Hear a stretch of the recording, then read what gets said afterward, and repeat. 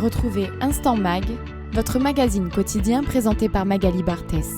Une étoile jaune cousue sur un doudou, le pire dispositif de discrimination de l'histoire, sur l'attribut de l'innocence par excellence. L'image n'était en rien galvaudée pour présenter la cérémonie commémorative, un hommage aux 30 enfants juifs de l'ancien château de la Verdière, dont l'innocence fut fauchée à Auschwitz par la barbarie nazie. Après leur déportation le 20 octobre 1943, avec 6 de leurs mamans et leur directrice Alice Salomon. Et il faut saluer le travail inlassable d'historiennes comme Suzette Azan pour faire sortir de l'oubli les destins sacrifiés des jeunes victimes. La découverte déjà de cet espace a été très très difficile. Nous avions déjà travaillé avec l'association l'Amicale des déportés d'Auschwitz sur justement la mémoire, et en particulier j'ai fait beaucoup d'interviews de déportés. J'ai écrit 2 livres avec Monsieur Aupetit pour Marseille, Vichy et les nazis, et un autre avec Monsieur Mincherini, Marseille-Provence, de la déportation jusqu'à Auschwitz. Et pendant la première écriture du premier livre, Marseille, Vichy et les nazis, nous cherchions des témoins pour essayer de trouver ce qui s'était passé à la Verdière. On ne savait pas où c'était. Et en fait, on avait uniquement la liste éditée par Klarsfeld. Ça a mis du temps jusqu'au jour où une dame, Madame Chichportiche, qui pourtant était à toutes les réunions de l'amicale, a compris que ça la concernait parce qu'elle avait sa mère et ses frères et sœurs qui étaient là. À partir de ce moment-là, bien sûr, il y a eu beaucoup de manifestations et d'interviews, la télé est venue, etc. On aurait voulu que cette maison de la Verdière devienne un lieu où des enfants pourraient encore s'amuser, rire. Donc, on aurait aimé tous, avec Jean-Jacques Zenoux qui s'occupait des étudiants juifs et qui a mis la première plaque qui est là en 96. Avec son papa. Avec son papa. Et aujourd'hui, on met une plaque officielle, c'est la municipalité. Eh bien, on aurait aimé que cette maison de la Verdière demeure une maison d'enfants, comme un genre de crèche, parce que le quartier en avait besoin. Et alors là, on avait arrivé les bulldozers, donc on n'a pu rien faire. Mais nous commémorons tous les ans, effectivement, cet événement. Alors que l'actualité illustre chaque jour à quel point le rappel de l'histoire est une exigence pour nos sociétés démocratiques, le dévoilement de la plaque de rue Square des Enfants de la Verdière, votée en conseil municipal par le maire de Marseille, fait partie des repères essentiels pour Lisette Nardussi, adjointe au maire en charge des familles, des mémoires et des anciens combattants, alors que depuis le 7 octobre, à Marseille aussi, les tags antisémites se multiplient. On est dans un contexte inqualifiable. On doit mettre l'accent sur ces souvenirs. Les enfants de la Verdière, évidemment, en font partie. C'est notre responsabilité et c'est notre devoir. Donc d'être là, il est essentiel que à Marseille, en France, on se serre un peu les coudes et qu'on se souvienne de l'histoire pas si lointaine. Ne pas se souvenir, c'est être condamné à revivre peut-être ce que la France a connu et ce que nos parents ont connu. Le désormais Square des Enfants de la Verdière s'inscrit comme une étape essentielle parmi les nombreux lieux mémoriels. Jean-Jacques Zenoux, le président du comité des enfants de la Verdière et organisateur de la cérémonie, se dit déterminé à perpétuer l'héritage des enfants de la Verdière. Je me suis engagé avec l'Amicale des déportés d'Auschwitz chaque année d'organiser cette cérémonie commémorative pour ces enfants qui n'ont pas de sépulture. Rappeler, alerter le quartier, alerter notre environnement pour dire que oui, dans le 13e à Marseille, des enfants qui pensaient jouer, vivre tranquillement, protégés par les autorités de l'époque, ont été donnés lâchement à la Gestapo pour être déportés. Malheureusement, l'actualité nous rappelle, on doit être vigilant, on doit alerter,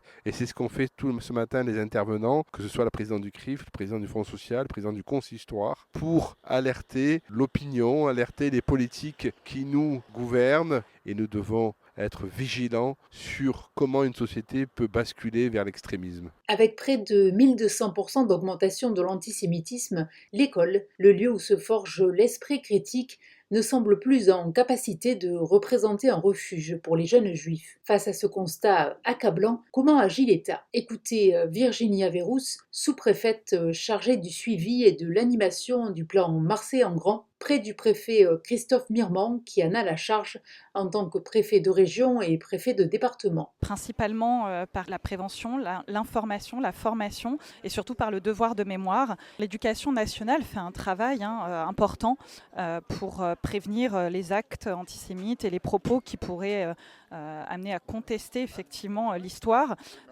Les enseignants, les collectifs éducatifs, les directeurs d'établissements sont amenés à travailler effectivement à la fois sur l'histoire mais aussi sur des propos qui pourraient faire l'objet de signalements. Également vous dire qu'il y a un grand travail qui est fait par nombre d'associations que l'on finance au niveau de l'État. Notamment, je pense à des financements de prévention, de lutte contre la délinquance et contre l'antisémitisme, au travail aussi de la délégation interministérielle, pour lesquels donc, nous avons des crédits et que nous allouons à des associations qui font un travail local, vraiment dans les territoires, dans les quartiers, dans les établissements. Albert Barbout, ancien enfant caché et président d'honneur de l'association du Fonds Mémoire d'Auschwitz, qui sillonne le pays à la rencontre de la jeunesse, porte beaucoup d'espoir dans les nouvelles générations. Cette nouvelle génération, c'est eux qu'on doit toucher en premier. Les parents qui sont antisémites, qui sont racistes, vous ne les changerez pas. Les seuls qui peuvent peut-être faire quelque chose, même si sur la quantité, ne serait-ce que 10% qui comprennent, eh bien là déjà on a gagné. Parce que ces jeunes, ils auront une famille plus tard. Et même auprès de leurs parents, ils peuvent peut-être parler. Et parmi les nouvelles vigies, la jeunesse des écoles juives. Eden, dont la famille Chiche-Portiche a été raflée à la Verdière, puis gazée à Auschwitz, est venue avec son père et son frère. Elle évoque ce devoir de transmission. Pour moi, c'était important de venir parce que c'est le souvenir de penser à eux et tous les matins, faut tout le temps penser à ce qui s'est passé et même en ce moment avec tout ce qui se passe. Depuis que je suis petite, mon père, mon papy, ils nous en parlent et du coup, moi aussi, quand je serai plus grande et que j'aurai des enfants, je le transmettrai à mes enfants. Karen Nabitz, issue d'une famille de déportés et d'enfants cachés et dont les grands-parents militaient auprès de l'amicale des anciens déportés d'Auschwitz à Marseille, est à son tour devenue une passeuse de mémoire à l'association Fonds Mémoire d'Auschwitz. Mes grands-parents étaient Rosette et Maurice Finkenstein. Mon grand-père avait fui, a été prévenu, sa famille a été prévenue la veille de la rafle du Veldiv à Paris. Il est parti à passer la ligne de démarcation avec sa maman et ses 3 frères. Son grand-père, qui était resté à Paris, a été raflé. Et lui étant d'origine polonaise, une grande partie de sa famille également a été forcément assassinée, exterminée pendant la guerre. Ma grand-mère, qui était marseillaise, a été également cachée pendant la guerre. Avec Denise Toros-Marter, ils ont effectivement participé à la transmission de cette mémoire. Et nous, aujourd'hui, j'ai rejoint l'AFMA.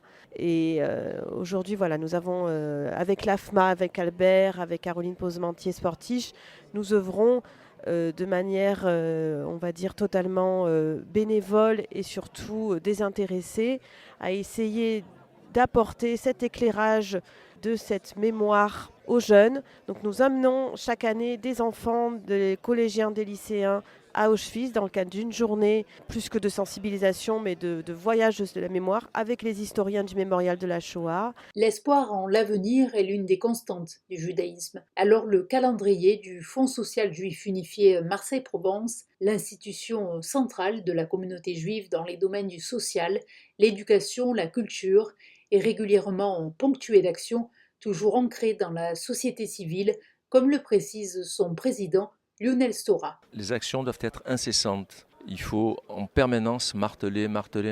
Ces actions, elles sont toujours sur les leviers d'éducation. Alors on s'adresse aux jeunes, en fait, à chaque étape de leur formation. En école primaire, bien entendu, on va bientôt confectionner un banc à la mémoire des enfants de la Verdière qui sera fait dans l'école de Nistoros-Marter, un banc en mosaïque et qui sera scellé sur la corniche.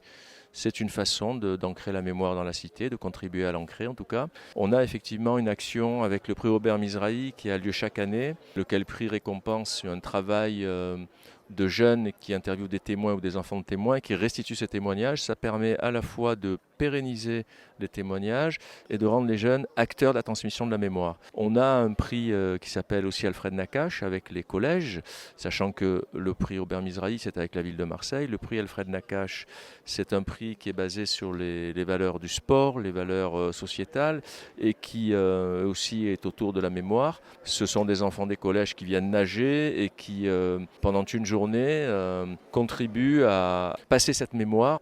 Ça, c'est avec le département. Et puis, on a un prix Elikaku qui va s'adresser aux lycéens, qui verra le jour en 2025, qui, lui, est fait pour battre en brèche les préjugés, donc qui permettra à des lycéens de travailler sur tous ces sujets sociétaux. Le 7 octobre 2023, le Hamas a ciblé et massacré des enfants parce qu'ils étaient juifs. Alors oui, il est très douloureux de le dire, l'affiche de la cérémonie en hommage aux 30 enfants juifs de la Verdière, dont l'innocence a été fauchée par la barbarie nazie, colle hélas tragiquement à l'actualité.